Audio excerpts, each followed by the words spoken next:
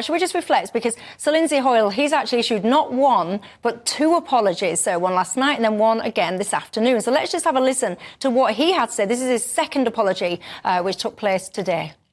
I had serious meetings yesterday with the police on the issues and threats to politicians, threats heading to an election.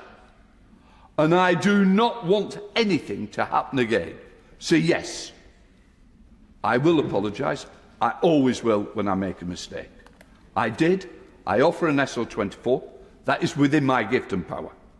But I will also say I will do whatever it is to protect anybody in this chamber or anybody who works in this house. That is my duty of care. Well, there you go. And I just want to be clear, by the way, because we're mentioning these numbers of the no confidence motions.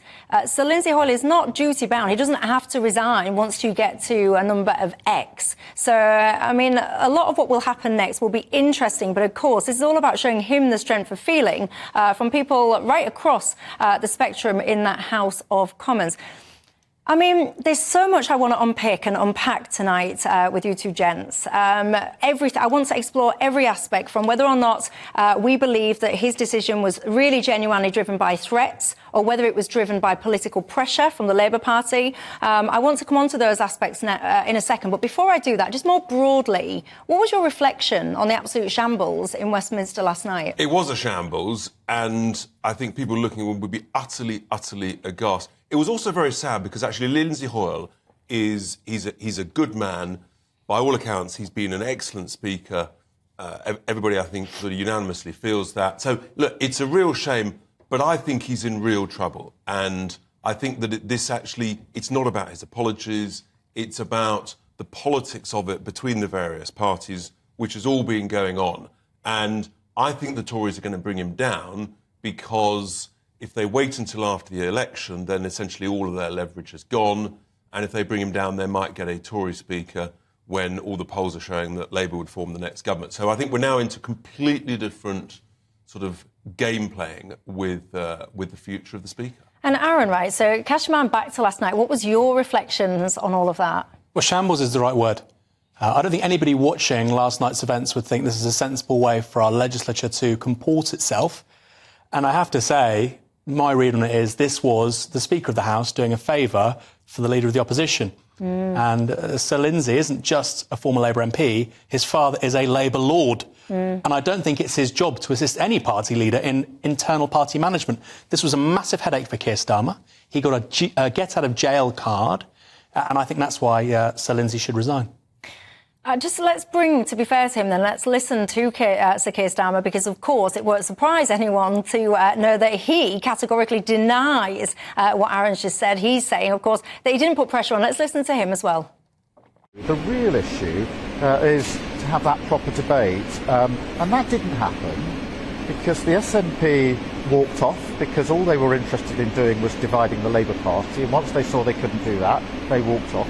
And the government then walked off. The government of the country walked out of a debate on Gaza because they thought they were going to lose a vote.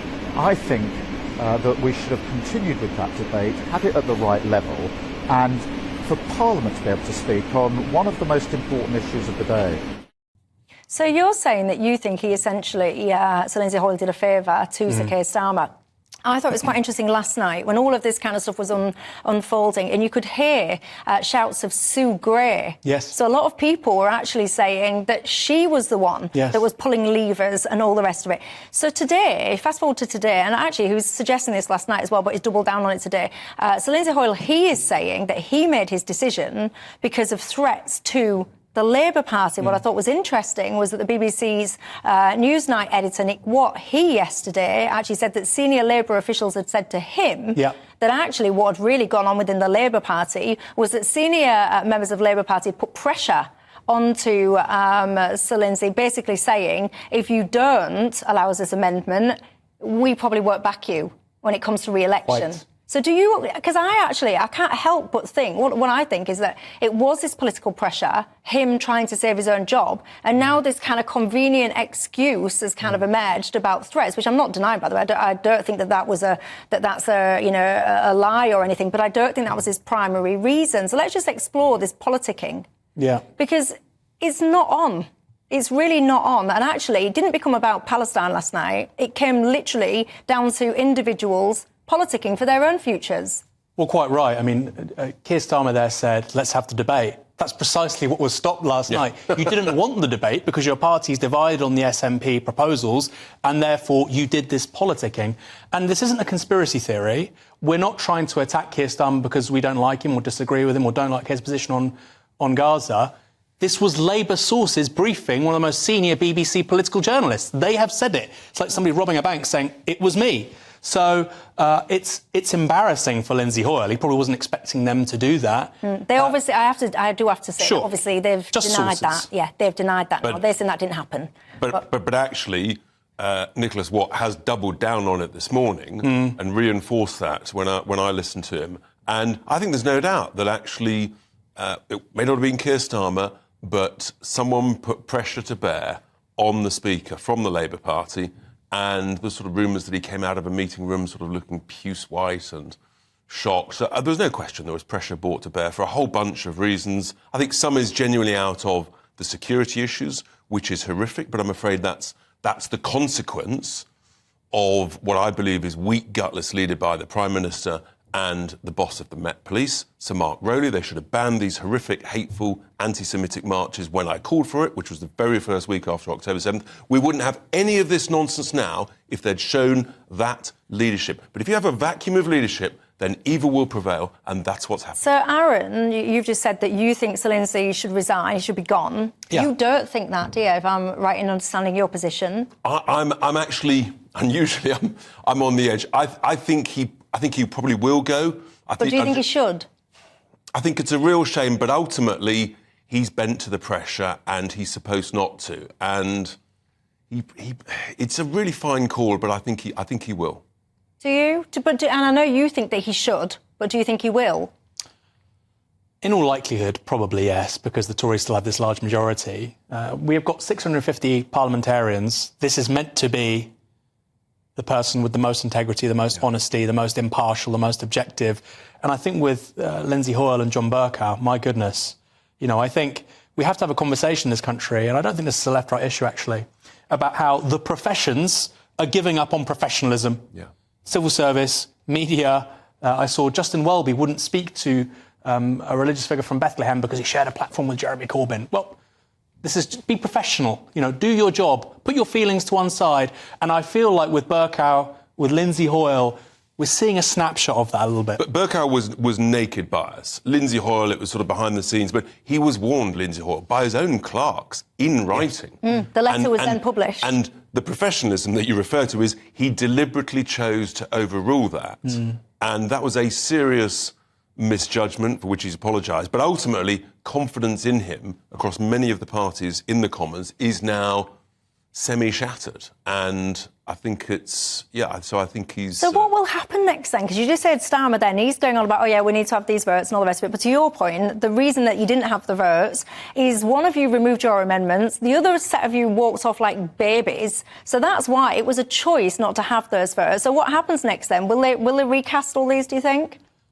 Possibly. And I also don't think, by the way, this helps Keir Starmer with regards to a significant subsection of his vote feels very strongly about this, and they think that Labour MPs should be voting with the SNP on the proposals that were meant to be put forward yesterday.